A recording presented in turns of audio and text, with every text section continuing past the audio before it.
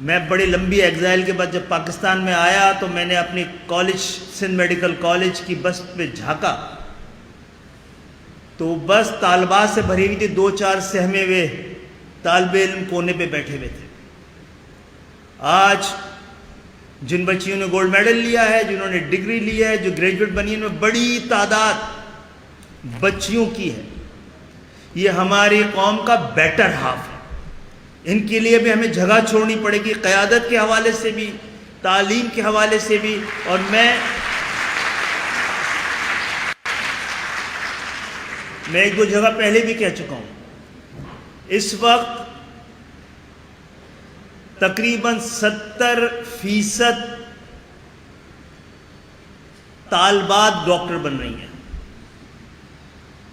یہ ہے ہماری طاقت، اور یہ ہماری معاشرتی کمزوری ہے کہ ان میں سے 80% گھر بیٹھ رہی ہیں۔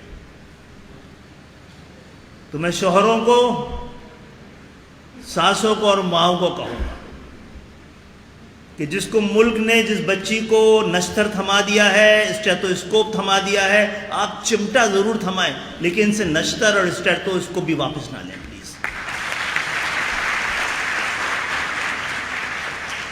ان کے بغیر ہم آگے نہیں بڑھ سکیں گے۔ ان کو قدم، اور آپ کے دین نے کوئی ایسی پابندی نہیں لگائی ہوئی ہے۔